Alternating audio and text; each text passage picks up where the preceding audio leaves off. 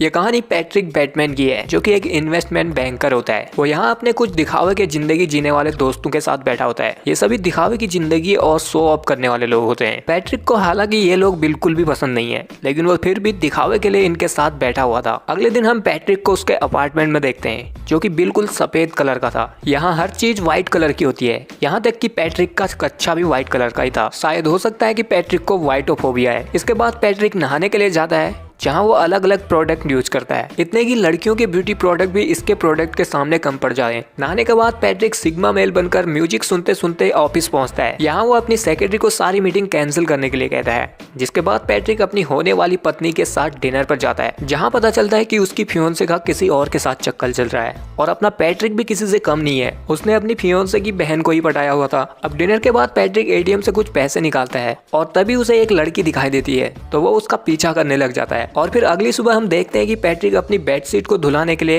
एक washing shop में आता है। पैट्रिक की चादर पूरी तरह खून में सनी हुई थी, जिस वजह से दुकानदार इस चादर को लेना नहीं चाहती थी, लेकिन पैट्रिक उसे कहता है कि इस चादर में अनार का जूस गिर गया है। इसके बाद पैट्रिक अपनी गर्लफ्रेंड को डिनर पर चलने के लिए फोन करता है, लेकिन वो यहाँ उसे मना कर देती है। तो पैट्रिक उसे कहता है कि वो उसे डोरसिया ले जाएगा। डोरसिया एक ऐसा होटल था जहाँ दुनिया के सबसे अमीर अमीर लोग खाना खाने के लिए आया करते थे, जैसे कि बिल गेट्स, अंबानी वगैरह वगैरह। लेकिन जब पैट्रिक डोरसिया में टेबल बुक करने के लिए कॉल करता है, तो वहाँ से सिर्फ हंसने की आवाज आती है, क्योंकि वहाँ की टेबल मिलना पैट्रिक के औकात से बाहर थी। लेकिन फिर भी पैट्रिक अपनी गर्लफ्रेंड को एक दूसरे होटल पर ले जाता है। उसने डेट पर चलने से पहले अपनी गर्लफ्रेंड को इतनी शराब पिलाई थी कि वो इस होटल को डोरसिया समझ रही थी। अगले दिन जब पैट्रिक अपने दोस्तों के साथ बैठा हुआ था, तो पैट्रिक उन सबको अपना बिजनेस कार्ड दिखाता है, ताकि वो लोग उसे कोठी बंगला वाला समझे और उसकी इज्जत करें। लेकिन उसके दोस्त उसका कार्ड देखकर उसकी तारीफ नहीं करते, बल्कि वो अपना कार्ड दिखाने लगते हैं, जो कि पैट्रिक के कार्ड से काफी अच्छे थे, जिन्हें देखकर पैट्रिक को जलन होने लगती है। और जब वो एलन पॉल का कार्ड देखता है, तो पैट्रिक का मुंह जलन के मारे लाल हो जाता है। जिसे शांत करने और अपने मन की भड़ास निकालने के लिए पैट्रिक रात में रास्ते पर एक भिखारी को मार डालता है। जिसके कुछ दिनों बाद क्रिसमस पर पैट्रिक एलन पॉल के साथ डोरसिया में डिनर करता है। यहाँ एलन पॉल पैट्रिक को मार्कस समझ रहा होता है, और वो उसे कहता है कि पैट्रिक की फियोंसे कितनी माल है, पर वो उस चूतिए पैट्रिक के साथ क्या कर रही है। जिसे सुनकर पैट्रिक को बहुत गुस्सा आता है, और वो अपने मन में सोचता है कि तेरा तो गेम बजाना पड़ेगा। इसके बाद पैट्रिक पॉल को दारू पिला के अपने अपार्टमेंट में लाता है।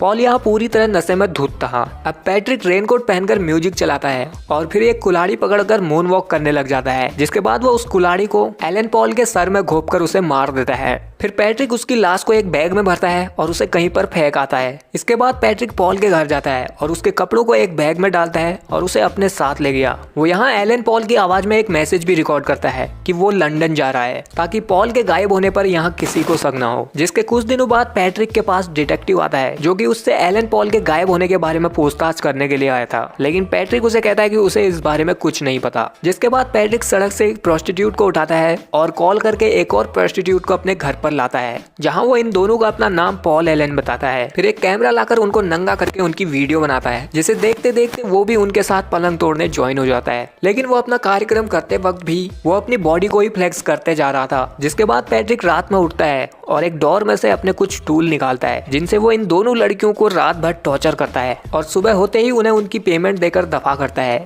इसकी तो यहाँ अलग ही फैंटेसी चल रही है।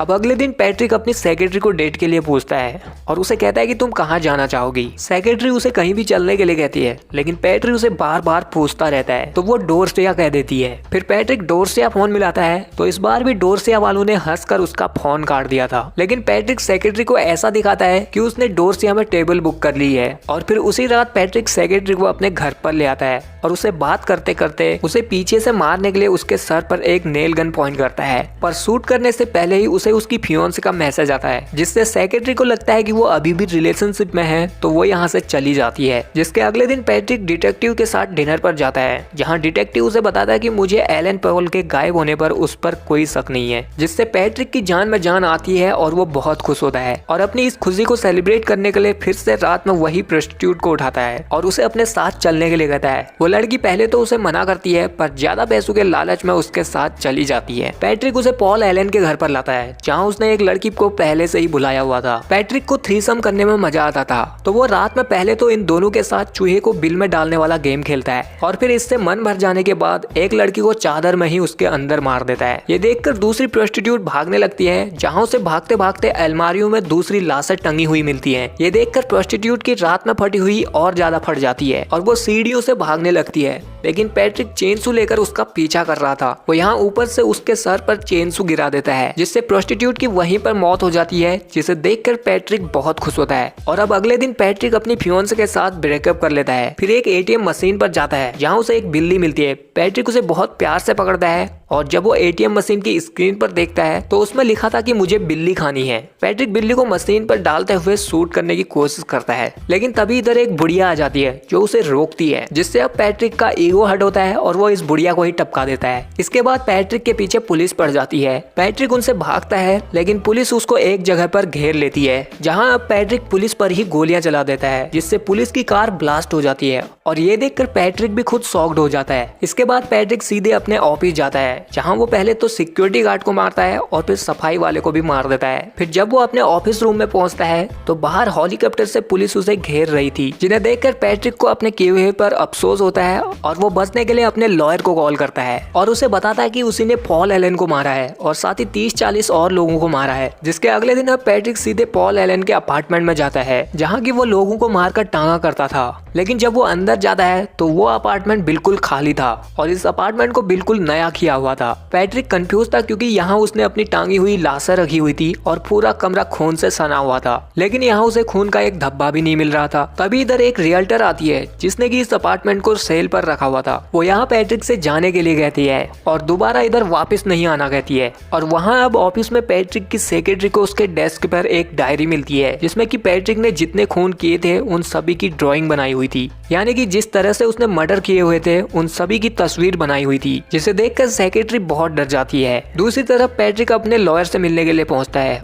और यहाँ वो उसे उस रात के कॉल रिकॉर्डिंग के बारे में पूछता है, लेकिन लॉयर उसकी बातों पर यकीन नहीं करता और पैट्रिक की बातों को मजाक में लेता है। जिसके बाद पैट्रिक एक बार फिर उसके सामने कन्फेस करता है कि उसी ने पॉल एलन को मारा है, पर उसका लॉयर उसे कहता है कि ये हो ही नहीं सकता, क्योंकि उसने 10 दिन पहले ही लंदन में पॉल एलन के साथ डिनर किया था। अब ये जानकर पैट्रिक शॉक में पड़ जाता है और वो सोचता है कि मेरे साथ ये क्या हो रहा है। उसे समझ नहीं आ रहा था कि उसने मर्डर किए हैं या नहीं। उसे अब ये सारी दुनिया फेक लगने लगी थी, क्योंकि उसकी रियलिटी को मानना ही नहीं चाहती है। लेकिन हम अगर उसकी सोच से बाहर आकर सोचे तो पैट्रिक ने ये सारे मर्डर्स अपनी इमेजिनेशन में किए हुए थे, क्योंकि वो ये चीजें बर्दाश्त नहीं कर पाता था कि कोई उसके सामने ज्यादा हीरो बने। अब क्योंकि पैट्रिक उनका तो कुछ बिगाड़ नहीं सकता था, इसलिए जो भी उसका ईगो हर्ट करता था वो उन्हें अपनी इमेजिनेशन में क्रिएट कर लेता था और उन्हें बड़ी बेरहमी से मारने के बारे में सोचता था। पर बाद में वो अपनी इमेजिनेशन और रियलिटी में फर्क करना भूल गया, जिससे हमें पता चलता है कि पैट्रिक को मेंटली डिसऑर्डर है और वो एक साइको है। सिग्मा मेल बनने का तरीका ही यही है कि तुम एक साइको बन जाओ। वो बात अलग है कि लोग तुम्हें रियलिटी में चूतिया समझेंगे। खैर, आपको क्या लगता है कि पैट्रिक ने वो मर्डर अपनी इमेजिनेशन में किए या फिर रियलिटी में? वो आप कमेंट सेक्शन में जरूर बताना। और यहीं पर ये मूवी एंड होती है। सो आई होप यू गाइज कि आप लोगों को ये वीडियो पसंद आया होगा। आया तो इस वीडियो को लाइक शेयर के साथ हमारे चैनल को कर लीजिए सब्सक्राइब और बगल वाले बेल आइकन को दबाकर ऑल नोटिफिकेशन ऑन जरूर कर लेना।